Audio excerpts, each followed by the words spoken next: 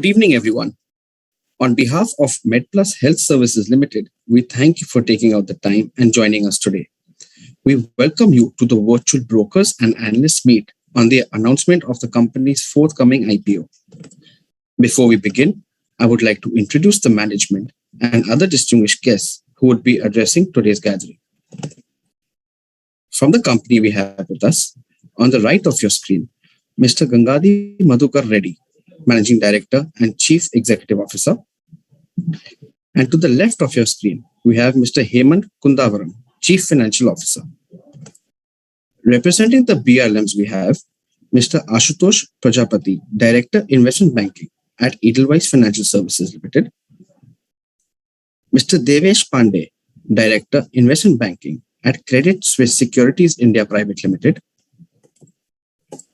Mr. Mangesh Ghogre, Executive Director and Head of Equity Capital Markets at Nomura Financial Advisory and Securities India Private Limited. And Mr. Parin Savla, Senior Manager Investment Banking at Axis Capital Limited. We have placed all microphones on mute. Post the presentation, we welcome questions. A sincere request to all to kindly type your respective questions in the Q&A panel available to you. These questions will be read out to the management on completion of the presentation. I would now like to invite Mr. Ashutosh Prajapati from Edelweiss Financial Services Limited to initiate the proceedings. Over to you, sir. Thanks, Nikhil. Good evening, ladies and gentlemen, and a very warm welcome to the broker and analyst meet for the IPO of Medplus Health Services Limited. I would like to thank you all on behalf of Medplus, Edelweiss, and my fellow lead managers from Nomura Credit Suisse, taking out your precious time to attend this meet today. Medplus is a brainchild of Madhukar, who is a doctor by education. While doing his MBA at Wharton, he did a study on the issue of sale of fake medicines. And after a brief stay in US, he returned to India to start Medplus to address this problem of fake medicines for the Indian consumers. From in 2006, with only 48 stores, Medplus has indeed come a long way in its 15 plus years of existence to become the second largest pharmacy retailer in India with over 2,300 stores as of September 2021.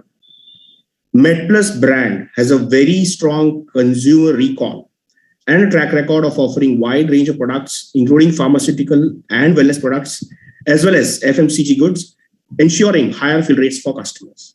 With its cluster-based expansion strategy, Medplus has established a leading position across its focus cities of Hyderabad, Chennai, Bangalore, Kolkata, and others.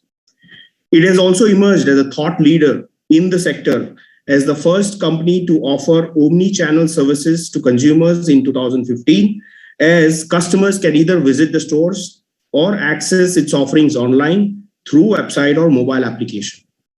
The entire business value chain, from sourcing of products to warehousing to distribution to stores, store operations, and the interface with customers, as well as the last mile delivery, is supported by an integrated technology infrastructure, which has been developed in-house, which is a commendable achievement. As of 30 September 2021, the primary warehouses in Bangalore, Chennai, Hyderabad, Vijayawada, Kolkata, Pune, and some of the other cities serve the company very well. In its tremendous growth story, Medplus has received strong support from marquee private equity investors, including Premji, Warburg Pincus, and others. We believe the company is poised to capture higher market share in its focus areas in the Indian high-growth pharmacy retail market, while consistently maintaining industry-leading margins and returns on capital. The company has always demonstrated highest standards of corporate governance since inception. Focusing on the IPO, this issue provides a unique opportunity for investors to participate in the growth of one of the fastest growing pharmacy retail companies in India. I would like to bring to your notice some of the key highlights of the issue. The IPO is opening on Monday, 13th of December, and closing on Wednesday, 15th of December, with the anchor scheduled for Friday, 10th of December. The price band of the issue is rupees 780 to rupees 1796 per equity share, with an issue size of approximately 1,398 crores at the upper end of the price band. The IPO consists of a fresh issuance of 600 crores rupees and an offer for sale of about 798 crore rupees by the selling shareholders. I seek your support to make this issue a successful one by participating in its one-of-kind growth story. With this request, we welcome you all once again. And now I would like to invite Madhukar to share his thoughts and take you through what has been a momentous journey for the company. Thank you.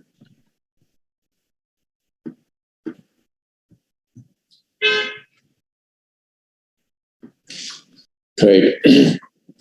Thank you, Ashutosh.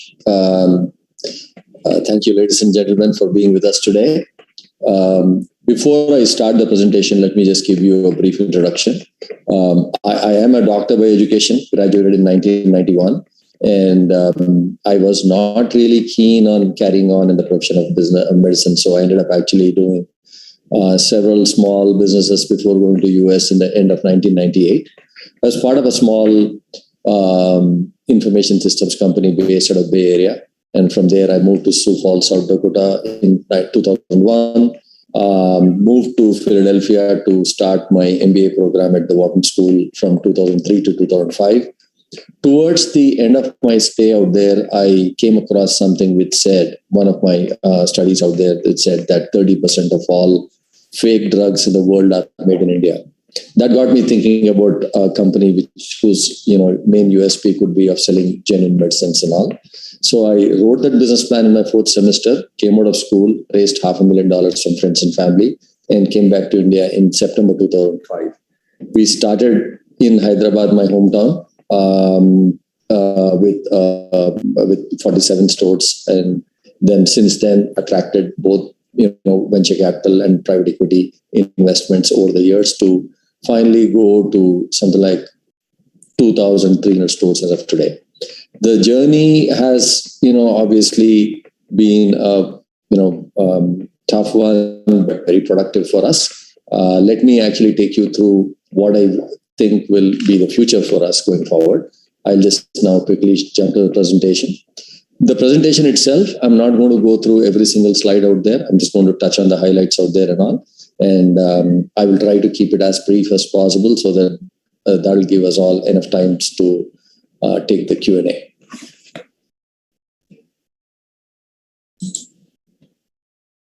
Yeah.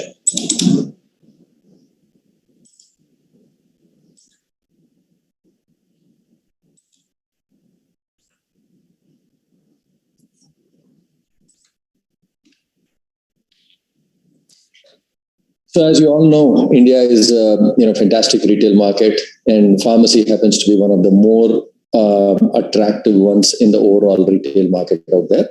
The market is estimated at around $23 billion right now, is expected to go up to $36 billion at least by 2025 for a variety of reasons, increased life expectancy, better diagnostic methods, and definitely one negative thing contributing to it is the more affluent lifestyle leading to more lifestyle kind of diseases out there. So all in all, I expect it will actually be 36 or more. Even till today, it has been the fastest growing segment out there across all the segments in the country. And on the third section, the C side, I just want you to focus on this one, the large headroom to grow, the sixth part. The organized retail has penetrated this entire segment only up to around 10%. That leaves a really large headroom for us to grow. The story of the continues, it's mainly, as all retail, it's going to be unorganized to organized kind of shift. Today we see the market is at 10%. It is expected to go much faster, and by 2025 is expected to be at 19.6% with a CAGR of 25%. While the overall market penetration in the metros is at around 10% or slightly more at 15 and 20, the penetration in the smaller towns is much, much lower. It is estimated at around 6 to 7% in the small tier 3 and tier 4. While that would represent a great opportunity, and that's probably true for most organized retail, I would say, across all domains, you would actually see that the penetration in the smaller towns is much less. While that does present a blue ocean kind of opportunity for a lot of people, most people would not have even gone out there and experienced it. In the case of Medplus, as of today, 47% of our stores are in the tier 2, tier 3, and tier 4. We've already shown a capability of setting up stores here and running them profitably. We, with our cluster-based approach, we expect that we'll continue to do this, and this presents a large opportunity for us as we go forward. Finally, we have been talking about why, how underpenetrated the overall thing is by organized. But what gives organized retail the right to actually win out here? Let's just address that a little bit. There are three things out here in a medical store. One, as I said, I started this business because I saw that there were a lot of fake medicines. That thing, continues to be true even today. Every once in a while, we come across, all these newspaper reports out there about how prevalent fake medicines are. That fact remains true even today. And while people will, we have seen that not given any option of going to a regular organized retail kind of store, people will go to whatever is the closest available store. But given an opportunity, if there is a Medplus, and if for that matter, if there's a Apollo also, people are more likely to go to us or to them. And that gives us a small but definite edge. So all things being equal, people will tend to come to us. The second thing in the overall pharmacy thing is the fill rate. Given that India is a place where 90% of all medicines sold are branded generics, there are thousands and thousands of different brands being sold in each city for every single molecule. And the problem with that is that when a doctor writes a prescription, it is really tough for a patient to actually figure out where to get it. They may get some of it, but we do commonly hear of people going from store to store to try to get. So what we do to solve that whole fill rate problem is that we are fully connected store to store and store to warehouse. What that means is, while we try to make sure that every single product is available in every zip code according to the demand of the zip code, and we capture the demand through several ways, there are several times in which we are not able to fulfill the full demand out there. But in that case, given that our warehouse has got 4, 5, 6 times the overall inventory range of our normal store, we are able to our employees are able to look at the warehouse, figure out what is required out there, and are able to fulfill the need. So every one of our stores actually works as the largest possible store in that city because of their ability to access a warehouse which is much, much larger than what a normal store would be. So we are, I wouldn't say you can never get to 100% fill rate in the country given that there's so many new drugs, but we are better than most out there, and we have by far the best possible fill rate in most of the places. And finally, even that 60% of all medicines are sold to people who have got chronic ailments. And these people need to buy medicines on a regular basis, month on month and year on year. A lot of them are extremely price sensitive. So, and the fact is that someone of our size and scale has been able to disintermediate the distributors from between.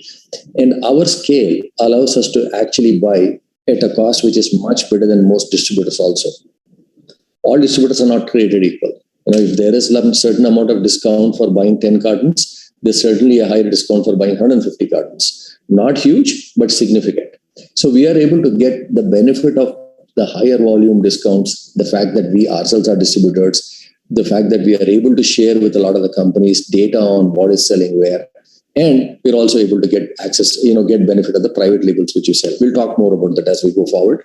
All these allow us to actually get a price which is far superior to anything which a local mom and pop store can ever get. And that allows us to actually sell at a price which no one else can match. Effectively doing what DMart has done in the grocery world out there. Basically, there are times when we see other medical stores coming to buy from our stores out there. Given because we are everywhere and our prices are as good as the wholesale market, a lot of times they tend to buy. So for the fact that there's an implicit guarantee of genuine medicines, the fact that we have the best fill rate, and the fact that we have the best price out there, someone like us or someone with our scale will definitely win the market share. Will definitely take away the market share from the unorganized to organized, and that's the whole story here. So even in the organized side, then there are three different segments, I would say someone like a pure play brick and mortar guys, that will be really tough to actually survive in this market, given that a small but significant portion of people are going online, and this number will continue to rise. So someone who's pure brick and mortar will basically continue to lose this, and that will be a definite problem for most of the people. Second, a pure play online also has a problem, mainly because medicines are sold not only for chronic needs but also for acute needs. 40% of all medicines sold are for acute needs out there. And by not being able to access this, because when you have a need for a medicine immediately, you need it in the next 10 minutes or half an hour or max 1 hour. You certainly can't wait for 4 or 5 hours or whatever is the time, which some of the guys are now, saying that they can deliver in and all. So that market is out. So when you lose that market as a pure play online guy, you not only are losing a portion of the market, so your overall size, the addressable market itself is less, it is also the most profitable market. Mainly because these are the people who are least, I would say, of all the people who are the least price conscious. They are willing to pay slightly more, or they're willing to work with slightly much lesser discounts. So not having the benefit of that puts a pure play online guy at a severe disadvantage. Someone like us who's actually able to, sell to both, is able to, subsidize the discount seeking chronic ailment medicine buyer by giving him a higher discount and taking from the guy who is willing to pay for convenience. So that's the reason why we feel Omnichannel will actually work better in this sense. Omnichannel is able to address both those needs out there. Now, for being a Omnichannel, you can't just say I'll open 10 stores in Bombay or Chennai or Hyderabad and then call myself Omnichannel, because Omnichannel, a brick and mortar guy can go online and basically put up one website and run it properly. Online guy, on the other hand, if he wants to basically become Omnichannel, will have to have a significant network to basically cover the entire city. So someone like us with 300 stores is more Omnichannel than anyone else. Any online guy would come and say, okay, I'll put in 10 stores. So that doesn't really, so you should have the density and the network to take advantage of the overall population out there for you to really get the benefit of the Omnichannel network. That's what we feel. So for us, as Omnichannel people out there with a 300 store network, we have around 37 stores for 184 stores out of our total network, and 37 out of the Hyderabad network act as internet fulfillment centers. What that means is, when an order comes in a radius of 3 to 4 kilometers around the store, the order is serviced from the store, allowing us to actually make the delivery in under 2 hours. Today in Hyderabad, Bangalore, and Chennai, and Calcutta, we are able to deliver 95% of our orders in 2 hours or under. 70% of them actually get delivered in an hour or less. So that's the benefit of being Omnichannel. Not only are you able to take advantage here, you can also, end up, doing far better service in the online segment too. So today in India, Medplus is the second largest pharmacy retailer out there. We are at 2,081 stores last year, roughly around, so by FY first half of this financial year, we added roughly around 340 stores, getting us to around 2,400 odd stores out there.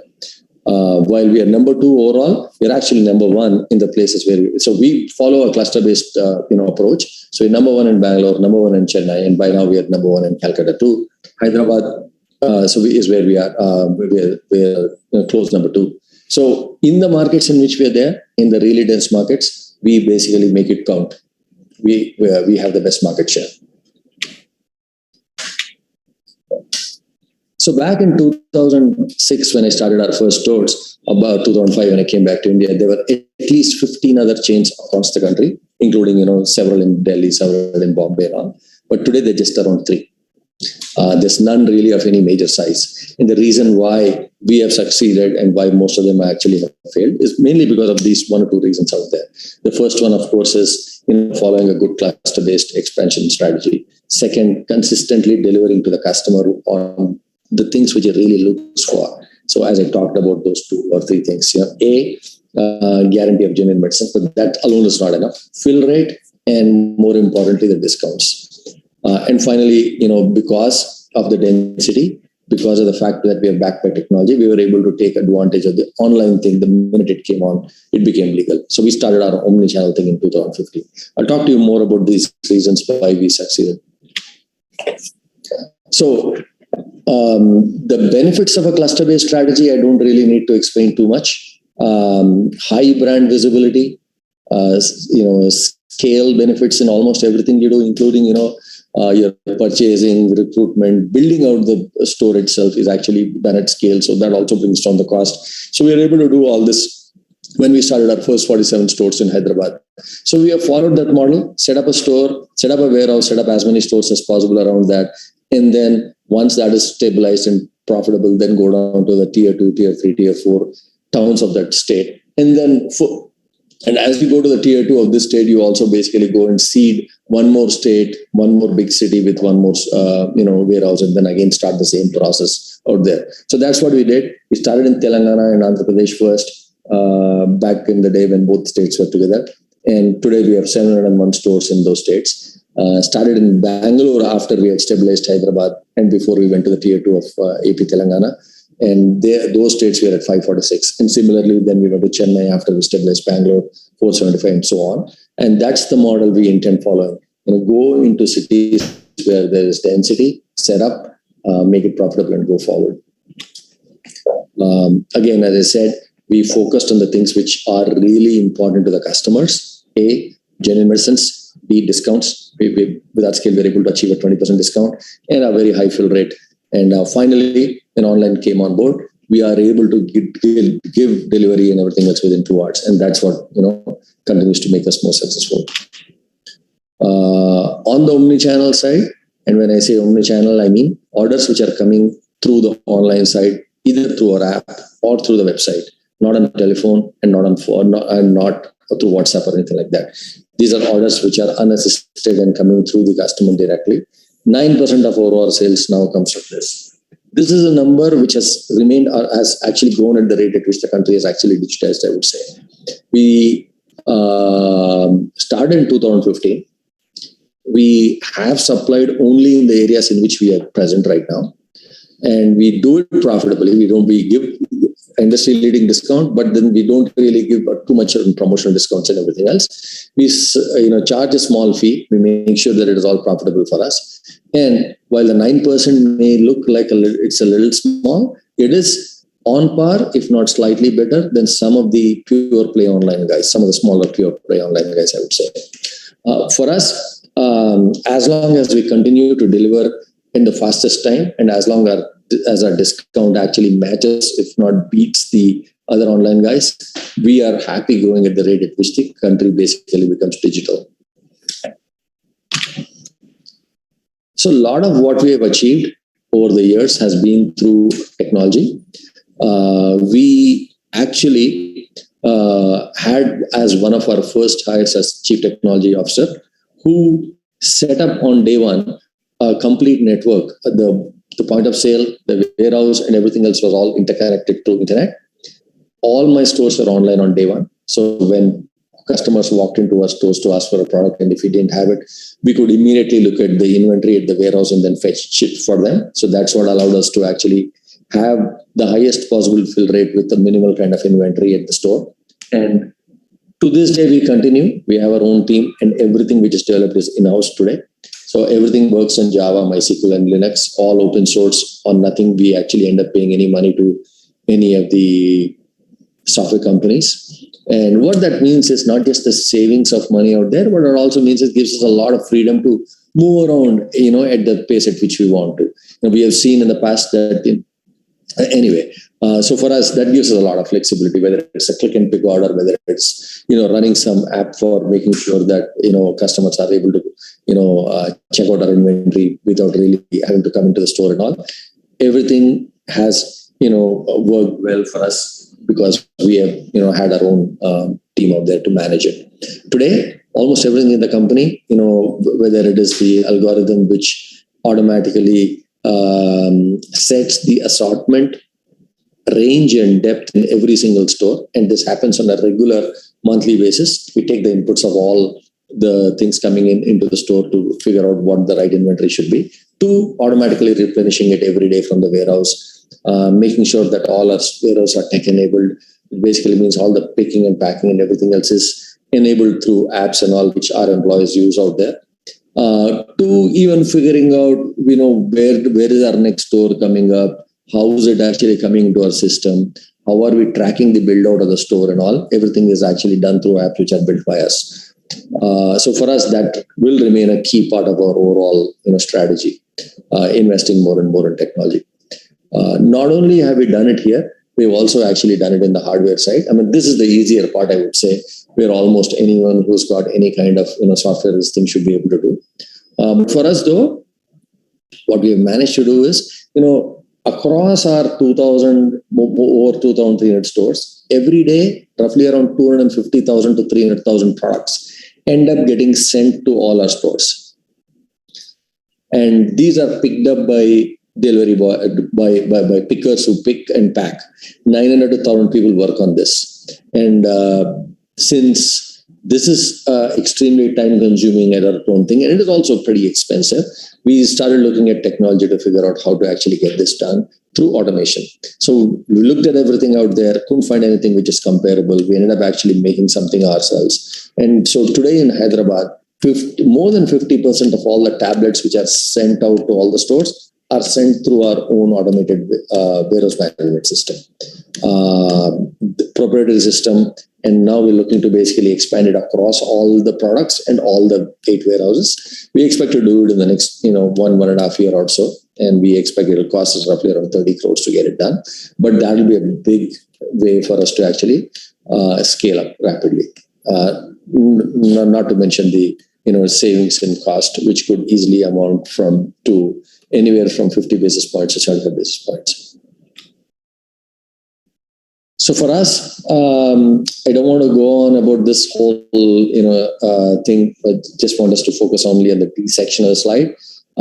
We have all, as any retailer will tell you, we have, focus on private label is the key to profitability out there. So for us, we were at around 4.9% private label in 2019, and now moved to roughly around 12%.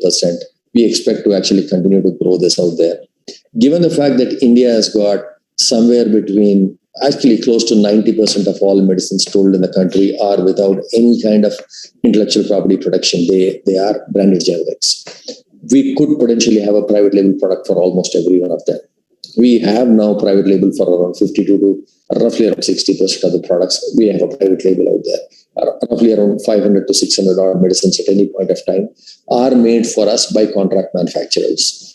These account for 6.5 to 7% of our overall sales. The rest of the private label contribution comes from FMCG, home health monitoring devices, surgicals, and the rest. But medicines actually contribute the most profit. 80% margin versus 30% margin on a branded generic for us. We expect as the brand continues to grow bigger and bigger, as people continue to actually trust Medplus, they will be more likely to actually pick up more of Medplus branded medicines out there. And that is what we expect will continue to drive the profitability for us. Western countries, the portion of private label being sold is anywhere from 20 to 24%. Given that India is all branded generic, we expect this to be even higher as we go forward. That's the extent of our store, spread. If you look at it, we've got roughly around, we were there in 7 states. We see it as 7 states, but we see it more as a 42% of the, serving 42% of the population out there. These 7 states work beautifully for our cluster-based approach, where we require to be in a large city first and then go down deep after the warehouse becomes profitable. So if you look at it, these are home to 6 of the 7 largest cities in the country. We're only missing Delhi here. So for us, it is 40 to 43% of the overall market, which accounts for 85 to 90,000 crores by 2025.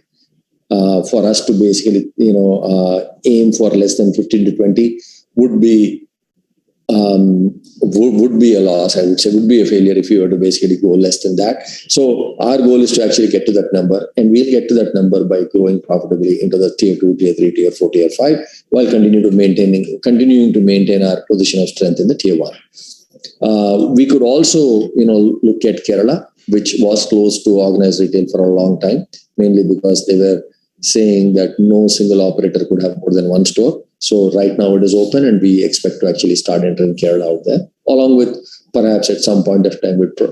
So once Kerala is done, then we basically look at Delhi. Delhi being that's the one out of that's the one city missing out of our top 7 cities. So we'll probably set up a warehouse, set up stores out there, and spread from that place. But neither of these, we are not dependent on either of these for the growth for the next 2-3 years. We will only seed these. We don't really expect too much to come from them. They will be, states which are seeded for the future. These are the 5 pillars on which the profitability of the companies, held up.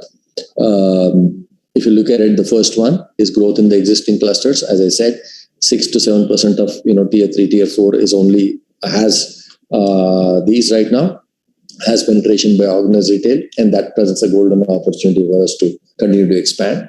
Second, we will continue to make our service better and better on the online side. Today it's a 2-hour delivery, which is coming from the small set of stores which act as internet fulfillment centers. By the way, the internet fulfillment centers are regular stores, profitable, but they are chosen so that with the least number of stores, we have the full coverage of city. So now it's a radius of 3 to 4 kilometers. As we go forward, if you want to reduce the time, we just have to double or triple the number of stores, so that the area which is served by each store comes down from a 3 kilometer radius to 1.5 kilometer radius, and so on. So we should basically continue to up the level of service in all these cities as we go forward, and that'll and as the country becomes more and more digital, we expect that we'll start to get more and more business from this channel out there.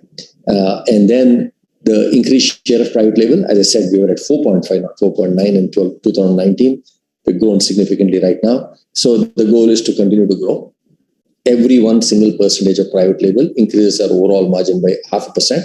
And so that'll be an area of focus for us. Increased share of customer wallet. We every day roughly around 300,000 customers come to our place. All of them give their phone numbers and everything else, so that we can their customer IDs are based on phone numbers, to which we figure out the identity of each person. We are able to track the purchases. We are also able to figure out best upselling opportunities for us, both in the pharma side and in the normal non-pharma side, and the adjacent areas like diagnostics and all. So we continue to figure out how to make ourselves get more and more from the same customer, and that is something which will drive our profitability as we go forward. And finally, continued focus on operations out there. With cost cutting mainly by technology, like what we spoke about, warehouse management systems, which will allow us to cut manpower significantly and allow us to grow. So this is the management team and the board. Most of these guys have been with us for a period of 10 years and more. We have people from all areas. A couple of people who, Dr. Bhaskar Reddy and Surendra, were my classmates in junior and medical college. They joined us very early on in the life of the company. They have been with us for a long time, and they had the operations, one on the retail operation, the other on the lab side. That apart, we have several, experienced people in the company, most of whom have been there with the company for several years right now, at least 8 to 10 years, I would say. We have a distinguished board, independent directors from some of whom hold seats in very, very large and well-respected companies like ICICI Lombard. Madhavan, that is Murali Shivaraman. Madhavan is the ex-president of Reliance Retail, and he is on the board of Tata Teleservices and a couple of other companies. Anish, of course, is investee, non-executive director, who's an investor from Warburg Pincus for us, and Atul is from Trinity Invest. We have always been audited by Big Four last 12, 13, 14 years. Currently it is KPMG and all, both internal and external auditors, KPMG and Deloitte. Great governance, even if I say so myself, but yeah. I'm going to now hand it over to Hemant to quickly run you through a page of our story in numbers, and that'll hopefully give you plenty of time to come back with Q&A and all. Thanks, Madhukar. Good evening, all.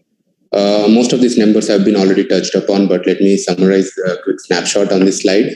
To start with store growth, in FY21 we ended up with 2,081 stores, and currently for the first half of the financial year we are around 2,330 odd stores and currently running at a rate of 60 to 70 stores per month. The next table talks about how the organized penetration into non-metros. As per the Technopack report, it's hardly 6 to 7%, which means that there is a huge opportunity for Medplus to increase the current percentage of 47%. The next table talks about the revenue growth. The last 3 years revenue CAGR is 16%, but if you see year on year, 19 to 20, we grew 27 odd percent, and 20 to 21 due to pandemic, we are at 8%. The next table talks about how the private label increased. From FY19 to 21, we grew more than 3x, which means that my gross margins and operating EBITDA margins have increased more than 200 bps.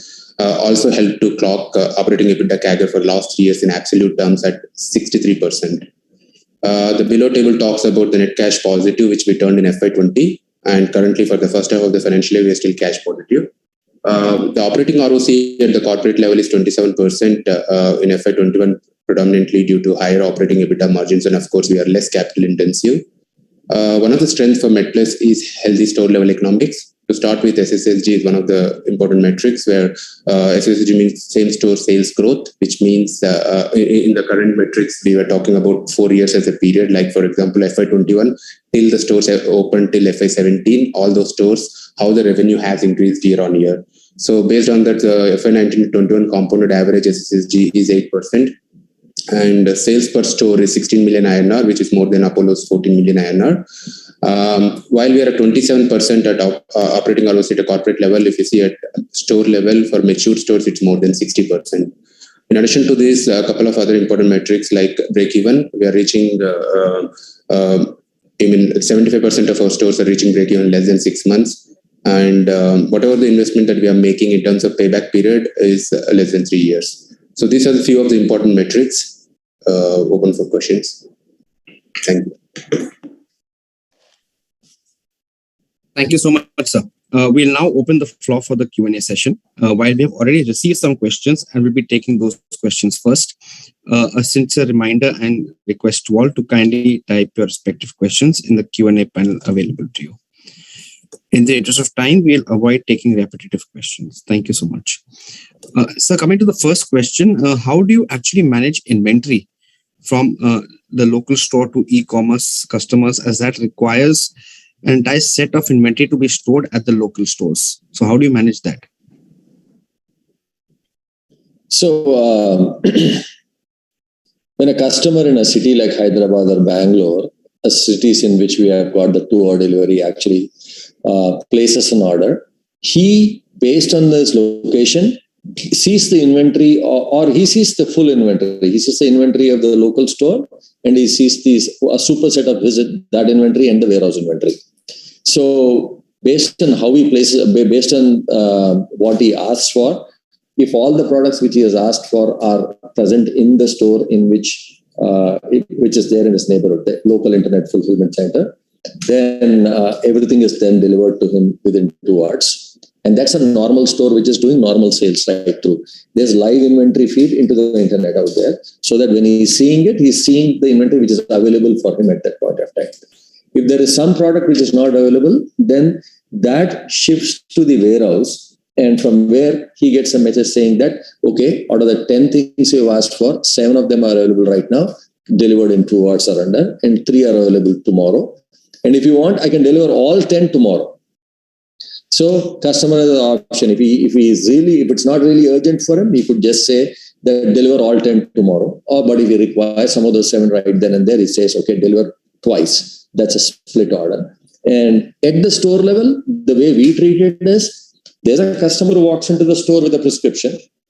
We treat this guy who comes online as one more customer who comes in with a prescription, and that prescription goes across to the guy operating the point of sale, and he basically just picks up the products and types out a bill and puts it out there. The delivery boy gets a message to come and pick it up and goes and delivers it out there. So the delivery is also in-house. There are a lot of stores in which we've got one extra employee who actually works in the store who does part-time delivery. And there are stores in which there's a lot of deliveries and there's a dedicated delivery boy. But there's no outside delivery boy coming to deliver, and that's all in-house for us. So which means in the times in which the delivery boy is not working as a delivery guy, he's actually working in a store. So that's part of the store economics for us.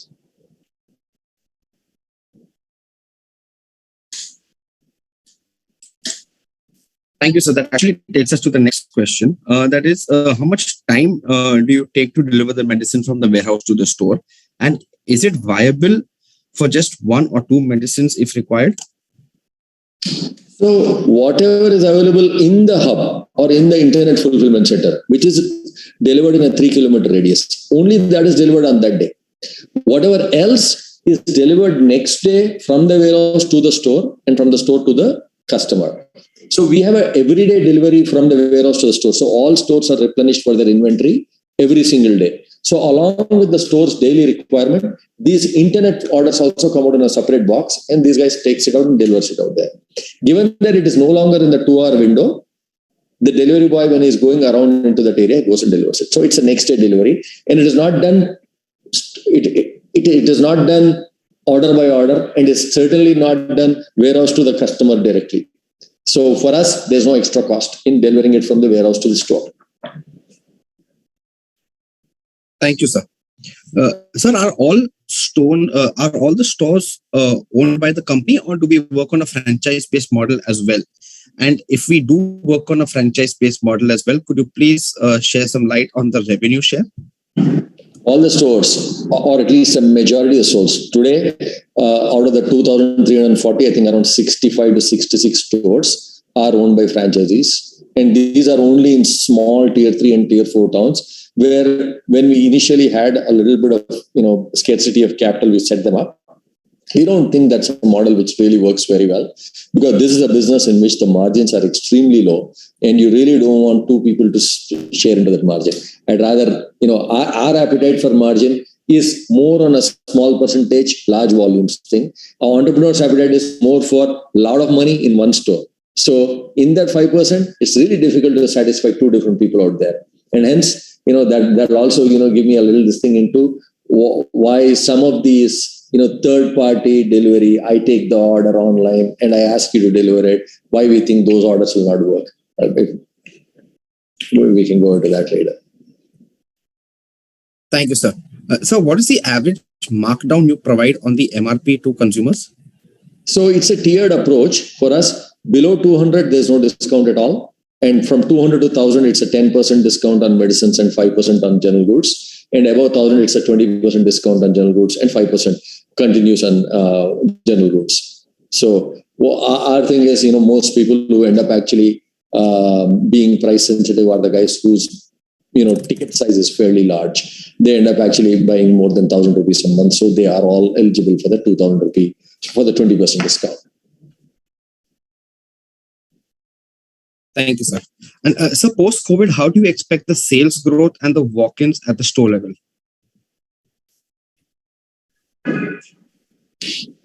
So sales growth, COVID times, the sales actually shifted from one category to another. There's a lot of elective kind of, medicines which people would normally buy, elective surgeries, a lot of things for which people would go to doctors. They stopped going completely. Outpatient visits almost stopped 100%. So a lot of those ended up actually not being, patients for us at all. Those drugs never got sold. And given the fact that, people were so cautious about, going out and wearing masks and everything else, that meant almost all, regular infections got completely shut out. So while, COVID was dangerous for, I would say, the normal infections too, they completely rooted out that. So while we sold a lot of medicines for COVID, we sold a lot of the inhaler, a lot of the steam inhalers and also the other things and all, small pulse oximeters and all. A lot of the regular stuff did not get sold. Now it's all coming back to normal. So I think a little bit of substitution happened and that is coming back to normal. So I don't really see in overall terms there being a significant increase in the top line. Shift from one area to another actually is happening. So we're almost back to normal, I would say.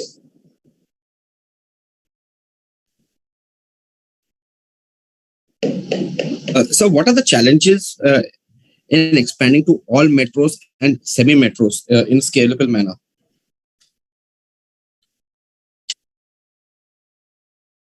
We're there in 6 of the top 7 metros, right? There's not really much challenge out there. You require capital and you require to basically have a good, proper process to actually set it up.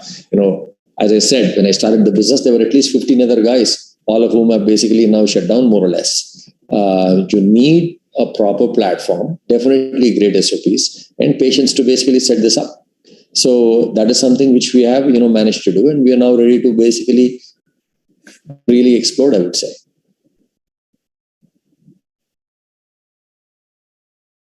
Thank you, sir. And so what has been the average discount percentage for FY19, 20 and 21? If you could throw some light on that, please.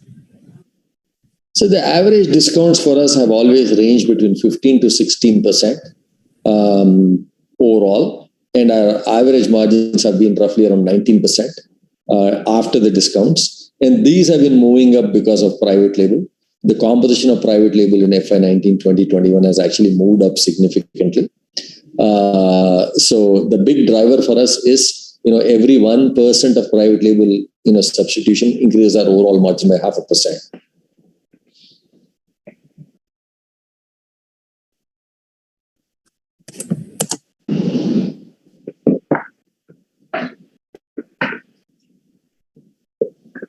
Thank you, sir. Sir, could you also throw some light on how you define mature stores? So for us, let me give you the full, store economics thing out there while we are at it. Typically, it costs us around 6 lakhs to build out a store, 2 lakh to 3 lakh rupees for the rental deposits, and around 18 to 20 lakhs depending on the size of the store and all for the inventory. So overall investment would be in the range of 26 to 30 lakh rupees per store. Stores break even in 3 months. Normally, 60% of stores break even in 3 months. 75% of stores break even in 6. And from there, they continue to grow and they get to something like a 10% EBITDA by the 2.5 year mark. That is where I would consider it a reasonably mature store. I would say 30-month level would be a mature store. And the journey would be 3, 6 and growing on to get to a 10% EBITDA at the store level. Thank you, sir. Sir, how do you see competition from organized as well as unorganized players? How do you see the growth of e-pharmacies backed by the likes of Reliance, Tata, and Amazon? Yeah. So for us, as we said in the presentation, 10% of the overall market is in the hands of organized retail out there. So for us, it is less of a problem competing with the likes of, the other guys who are already there or the new big guys who are coming in, because there is enough and more, market to share, I would say. Given that even in mature countries like US and all, you have at least 3 to 4 large chains like Rite Aid, Walgreens and CVS, along with Walmart and all, already having the stores out there. I think a country like India can easily take a couple of chains like us and Apollo and maybe 2 or 3 other guys who come in. So I don't really see that as much of a problem. As for reasons I mentioned earlier, the guarantee of genuine medicines, better fill rate and better price, we think we have a right to win over the unorganized sector and those who don't have scale. Now, since that portion is 90%, so even if there were to be a little superficial kind of competition out there, the fact of the matter is all the organized guys hold a very, very small portion of the overall market. We think we'll continue to grow at the expense of the other guys out there for a while at least. And this is natural, and this is something which is happening in almost all industries. I don't think pharmacy is any exception out here. Now, coming to the other e-pharmacy guys coming in and all into the market, I don't think e-pharmacy guys really have anything major to offer, I would say, pure play e-pharmacy guys, as I said earlier, because they don't have the full, their addressable market itself is lesser by 40%. They can only address 60%. And that too, they can address only the market which is extremely price sensitive, meaning the market which knows that, they are valuable. They buy a lot of medicines and they buy them month on month. So they're very aware of where to purchase right now. And they're very aware of their own value. So they demand and get the highest possible discount. So if you're only serving these guys, then that's a challenge. You'll never be able to actually meet someone like, compete with someone like us who's omnichannel, who's getting the benefit of serving people who are not price conscious and using that to subsidize those who are really price conscious. So we're able to win in both segments, I would say. Not only that, I would say I'm less worried about pure online competition because of 2 or 3 things. A, this is one. B, lots of times you would have seen that a continuous therapy guy, when he's buying medicines month on month, when he finally ends up going to a doctor every quarter or every 6 months, the doctors invariably change a portion of their medication. Not because there's any great need, and I'm pretty sure that there is in a lot of occasions. Sometimes it's also because, you also want to add value, so you end up actually changing a little bit of medication. Now, these guys find it really tough to go back to online guy and change it. With us, it's not a problem at all. They can come to a store and exchange it and then get the new medication and go. So that makes it very easy for them. So that's a big thing for a lot of people. And finally, for us, when we have a store into which a customer can walk in, makes it much more easier for us to sell private label. India, since it has got 90% trade, branded generics out there, there's always some medication or other which is not available whenever anyone walks into a store. And when this guy walks in and we don't have the medicine out there, we're easily able to switch. We're able to, tell him that, okay, I've got 7 of the 8 products which you have asked for. I don't have one of this. And these, can I give you something either from XYZ company or my company? Earlier we would say, I'll give it to you from Ranbaxy or Sigma, something like that. Now we invariably give ours. Or I can bring it to you from the warehouse. A lot of times, since people have now come to trust us over a period of time, they basically just buy the medicine and go. And that allows us to, sell private label, which is super profitable. That is something which is not available for a pure play online guy, because you would have to change the prescription. You can't really call on phone and say, I don't have this. Can I give you something else and all? All those don't work. So for all these reasons, the fact that they're not able to address the most, profitable segment, they're not able to do private label much, they're not able to do much of exchanges. I really don't think a pure play online guy can really work. And hence, for that reason, while I think, someone like a Reliance and Tata can come in and set up stores, and we think, that competition is more than, I would say the market can accommodate more competition of that sort without too much of a problem. I really don't see too much of a threat from a pure play online guy. And when a pure play online guy comes and tells you that, hey, I'm also now omnichannel, then, that is not really right. Omnichannel doesn't mean that you have an online website and then you put 10 stores across the city and say, I'm omnichannel. Because, yeah, you could be, but you're really not getting the benefit of all those customers walking into your store. So anyone, and for someone to basically come in and set up a network as our size, yeah, it's going to take a fairly long time, I would say. Thank you, sir. Sir, are you associated with hospitals for specific availability of drugs?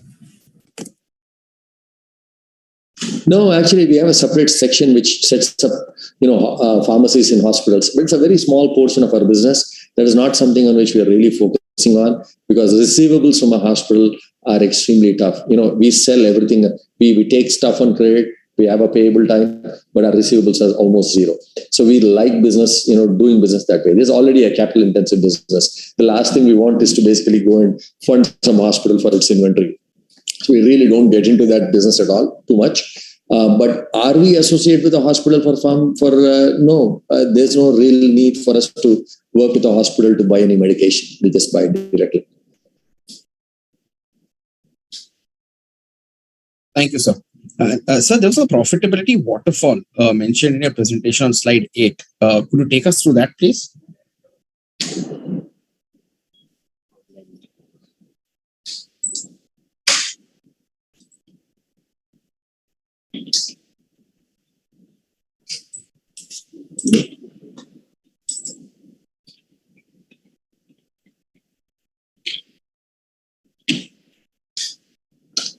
Yeah.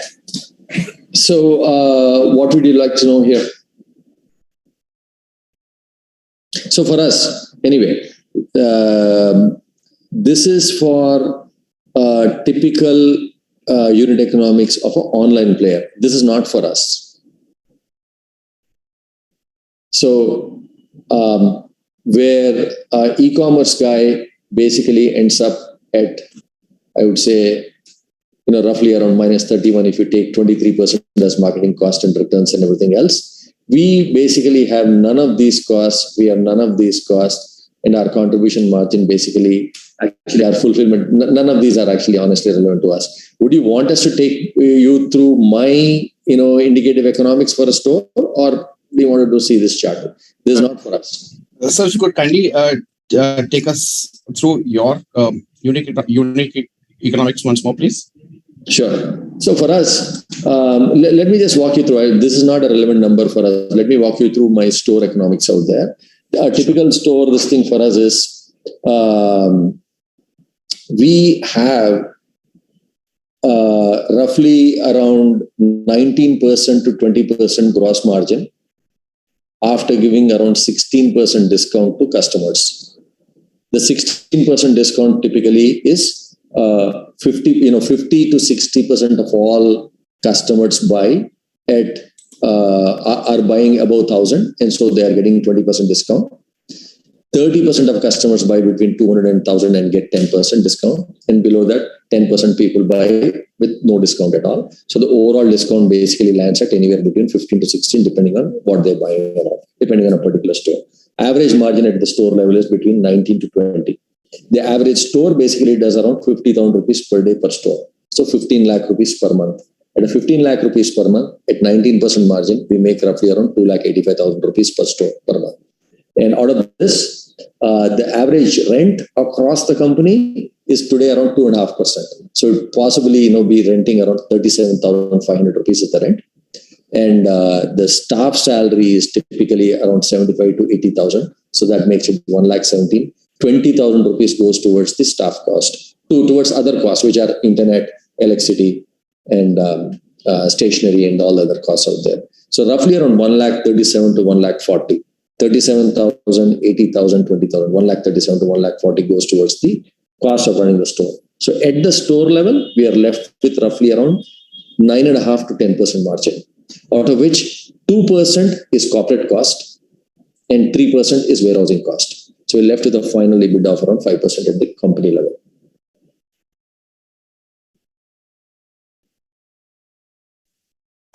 Thank you so much, sir. So coming to the next question, it's could you please comment on the working capital, especially inventory and the payables? So in a mature store, we have 45 days of inventory and roughly around 22 to 30 days of inventory, 22 to 25 days of inventory at the warehouse. So that makes for a total of 70 days of inventory across the system, out of which 21 to 22 days is payable. So which means roughly around 50 days of inventory is what we actually fund. But these are for stores which are more than 2.5 years. When you actually take a brand new store though, as I told you earlier, we start off a store with around 18 lakhs of inventory and we start off a store with around 5 to 6 lakhs of sales. So when you look at a store in the first month, it is typically, after the first month, it is almost 90 days of inventory. So if you have a lot of new stores in the system, the inventory days are going to look bloated. But if you actually look at the mature store level, then that's the number you're going to get. 70 overall, which is 45 plus 25, 45 in the store and 25 at the warehouse level, less the payable days, which is 20. So overall net is around 50 days. So our goal though is to continue to bring this whole thing 50 days, the net payable of 50 days down by increasing the payable days. Today, we already have a couple of companies which give us consignment basis and a 75-day credit. These are two large listed companies among the top 10 companies in the country. And this they give based on the data which we give them and based on some special arrangements which we have with them. Too much detail for this, but that's the path we're going in. So like US and UK and all, where most retailers end up actually getting 90 days to 120 days of credit. In India, that has not been possible in the past, mainly because it is an extremely fragmented industry. 500,000 odd retailers and 50,000 distributors, which meant, that companies would have been, companies would never have been comfortable giving credit to such a large and fragmented kind of, overall business out there. But with people like us coming in, when we offer something, they are now basically showing signs of doing that. And we have actually gotten a lot of concessions from a lot of companies which otherwise have never done this in the past. So for us, the move is increasing the payable days to a point where the net working capital requirement really comes down to next to nothing. Thank you, sir. So the next question is with regards to the valuation. You're demanding a valuation of 3 times that of your revenue. Could you please help justify your valuation? I don't think it is going to be 3 times. We already clocked a significant number for the first half. And if you look at it next year, it's not going to be 3 times the revenue, by the way. And this is all post money, so it's not even close to 3 times revenue. But I don't want to talk about the valuation. I've got my esteemed colleagues out here who are, advisors out here who are more than happy to talk to you guys about the valuation and all. Maybe I can take that, and I'll ask my colleagues to chime in. So the valuation exercise is a result of all the 4 BRLMs reaching out to the institutional investors as customary in any IPO process. And after management interactions with them, sharing the business journey like Madhukar and team has done today, this is basis some of the high quality investor feedback that we have got. And once you see the anchor book on Friday, it will be abundantly clear that why this story is backed at the valuation that is suggested. That will be my answer. Yeah, I'll only add, hi Mangesh here, that this is going to be a one-of-a-kind IPO. So to that extent, there is also that bit of scarcity premium, which is clearly evident when we were on the road. So investors have appreciated the business model, the story, and more importantly, the future potential. And that's also a key factor which has gone into deciding this valuation. So it is not just a numerical calculation, but there's a lot more to it. Thank you so much, sir. The next question is regarding the EBITDA. Is the EBITDA break-even in less than 6 months for new stores under current environment sustainable? Absolutely. Actually, to expand that a little bit, 60% of our stores break even in 3 months. But I must tell you, the stores that don't break even also, they actually lose very little money on the 4th and 5th and 6th months. So today, as I said, our average store rental is somewhere between 30 to 35,000. The total cost in an average store is roughly around 130 to 140, and that's basically inclusive of rental, staff salary, and the other costs which are part of the store.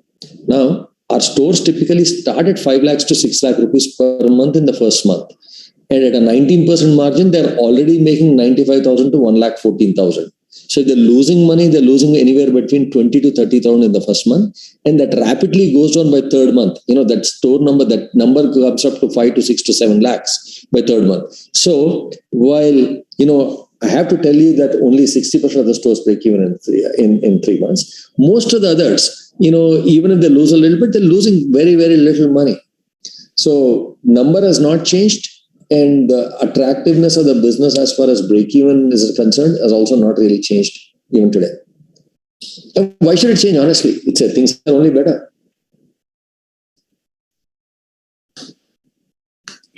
Thank you, sir. Sir, do you procure drugs directly from pharma companies or you take it from the distributors as well? So very early on in the game when we started, the AIOCD was pretty strong, and it would not allow companies to sell directly to us. They would not allow companies to sell either to hospitals or to retailers. So we ended up actually having to acquire 3 or 4, 5 different distributors actually for these various lines of distribution thing which they had. We continue to own them. They're all owned by the company, and they're all owned 100% by the company. So there's zero leakage out there, and they sell to us. So out of all the medicines which we buy, 90% today come from either our own distributors or from the companies directly to us. 10% of them come from third-party distributors, and this number continues to go down. But it's a moving kind of number, because every time we basically acquire some more distribution and all, there's someone else who basically comes out with a new product. So this will continue to go down, but far slower than what the first 90% have actually happened. But even in the 10% in which we end up actually buying from distributors, since we buy everything on scale, we are able to, get these. The nomenclature here is price to stockist and price to retailer. The margin between both is, the difference between both is around 10%. So because of our scale, even when we buy from third-party distributors, the price we get it at is at price to stockist plus 1 or 2 or 3% maximum. So we don't really lose much.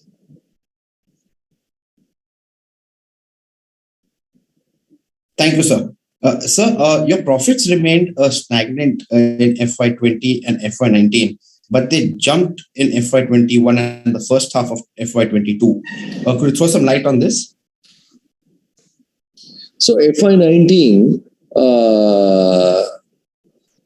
April was when Premji Invest put in 200 crores into the company. We've always been the discount and price leaders in the market forever. So when we started off at 10% discount. As we made, productivity gains, and as our sales increased and everything else, and as scale increased, we ended up making it 15. And back in the time when we wanted to, then, when everything had increased and we wanted to make it 20%, there was a time in which we had a couple of lenders in the company who did not allow us to increase the discount to 20%. To a rate at which we would be super competitive in the market. Our thing has always been to be 1 or 2 steps ahead of the mom and pop competition out there. Now, the debt guys who had given us the debt wanted us to bring in primary investment into the company and then do that. So we waited till Premji Invest put in the 200 crores. They did it in April 2019. We started our discounts on May 1st, 2019. And from there, from a sale of 194 crores per month, which was the sales at that time, we increased it to 260 odd crores in the next 7 or 8 months. And that with the addition of very, very few stores, literally around 100 stores. So what happened was, when we increased the discount, while the sales went through the roof, the discount immediately reduced the margin in that month to a really low number, and that number continued to add. So by the time we came to FY20, we were already at a number which was, I would say, reflective of the entire year's up and down. The margin had gone down and gone up, and the exit number was reflective of the EBITDA which you would eventually get in 21 and what we have gotten in 22. The number, though, was muted by the fact that the margin had actually gone down significantly in the beginning of the year. So that's one. Second, if you look at my numbers, April 2019, we ended the year at 4.5% private label. From there, after we took the investment, we put a renewed focus on private label. Of course, what it meant was increase the range of private label products in medicines and also trained up people. That also increased our margin, and that basically ended up going up. So all those were reflected in the next year and the year after. Thank you, sir. So what has been your experience with non-tech savvy customers who may not be in a position to upload a doctor's prescription before medicines are delivered to them? So unfortunately, like everyone else, we follow a route out there, which is, you're talking about 2 different customers. Sorry. There's a customer who doesn't have a digital prescription ready. So he's the guy who basically, clicks out and says, okay, I don't have a prescription ready. And the doctor calls him and figures out what his thing is and all, and gives him a prescription. So he's okay. But there are people then who are not able to upload the prescription. They work on the click and pick model, something which we pioneered back in 2015. And we continue to do that. So if a customer is not able to upload his digital prescription, what he says is, I will pick up the medicine from this XYZ store, and he picks up a store which is near to his home. And then after the medicine is delivered to the store, or when it is ready for pickup, he gets a text message saying that your medicine is ready for pickup. He goes to the store, shows the prescription, picks up the medicine, and comes off. So we have an option for both. A guy who doesn't have a digital prescription and a guy who has a prescription but is not able to upload it. Thank you, sir. So we'll be taking the last couple of questions for this evening session. Coming to the next question. How much of your sales comes from walk-in customers vis-a-vis from e-commerce? Yeah. So It is there as part of my slide. 9% of my overall sales now comes from people who come directly to my app or to my website, desktop. So from there, they place their order, and that's how it comes. And the rest obviously comes from walk-in. Thank you, sir. We see that you're having subsidiaries operating without merging them. Could you throw some light on that? Which one are you talking about? The question is just regarding some subsidiaries operating without merging. So most of these are 100% owned by the company. And the reason why we have some of these subsidiaries is because we wanted to maintain a separation for the distribution companies. Just, it's almost like a legacy thing. We did it when AIOCD was very powerful and didn't want basically companies supplying directly to a retail company like us. So we ended up actually sending it to a 100% owned subsidiary, which is a distribution company, and that's how it came. There's one company, though, which we have basically taken over in the last couple of years. I think it's called Meditimes, and there's a company. It has got a small piece of software which we have taken over, and so that continues to be there. Not particularly important, very small, very, very small acquisition, 2 to 3 crores or something like that. That's something which we own 62% of.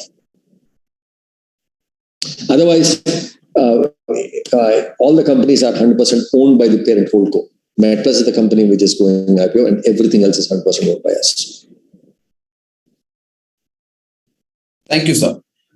Why is the promoter selling shareholder not participating in the OFS as mentioned in the DRHP? Must be fairly obvious, right? I am super bullish on the overall prospects of the company. I think we have a fantastic platform which will allow us to really explode.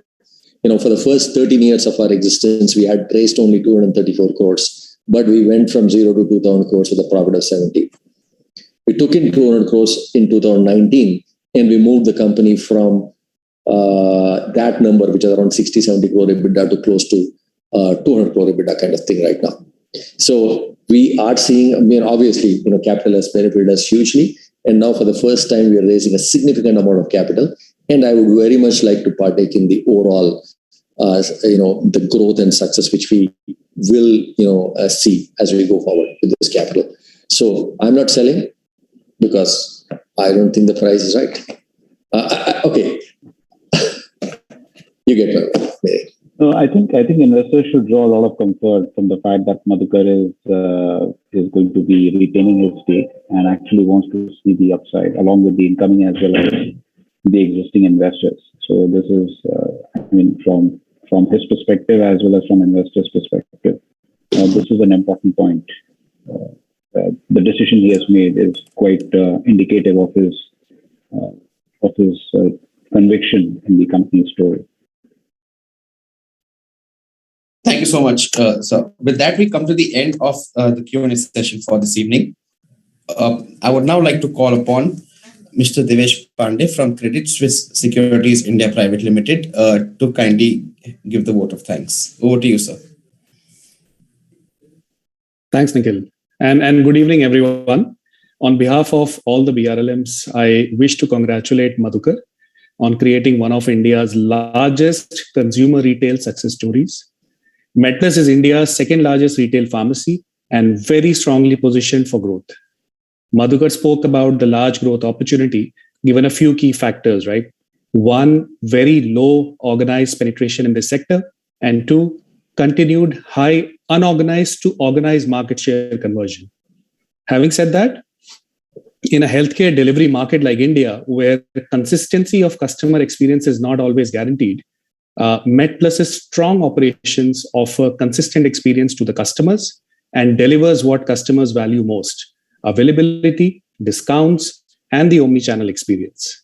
But what is even more impressive is Madhukar's execution focus that is reflected in the technology element of Medplus operations and the ability to drive profitable growth year on year. These are only a few differentiators among many others that Madhukar has created, and these have led to Medplus's current leadership across India, as well as across most of the key densely populated cities. I could go on and on, but I will not repeat all of Medplus's strengths. You've all heard Madhukar's strategy firsthand to create the next phase of superlative growth for Medplus, aided by his razor-sharp execution focus. I really thank Madhukar for having given us the opportunity to be associated with this prestigious IPO. As a recap, the Medplus IPO book will open. As a recap, the Medplus IPO book will open on Monday, 13 December, and close on Wednesday, 15 December. The anchor book will open on 10th December, and we already have very strong interest from marquee institutional investors. The IPO price band has been fixed at INR 780 to 796 per equity share. And as Medplus embarks on its exciting new innings, we request your support for a successful listing. On behalf of Medplus and all the BRLMs, I thank you all for patiently hearing our story and asking all the relevant questions. Thank you all. Thank you so much, sir. I would like to thank everyone for joining the virtual brokers and analysts meet of Medplus Health Services Limited for the forthcoming public issue. While we have tried our level best to ensure that majority of questions have been answered, we've had a lot of questions come in today. So in case you have any further queries, please feel free to reach out to us at ir@medplusindia.com, and we will definitely do our best to ensure that your queries are answered within the next 48 hours. We look forward to your wholehearted support in making this IPO a grand success. Once again, thank you all. Take care and stay safe. Thank you. Thank you and good evening. Thank you all. Thanks, everyone. Thank you.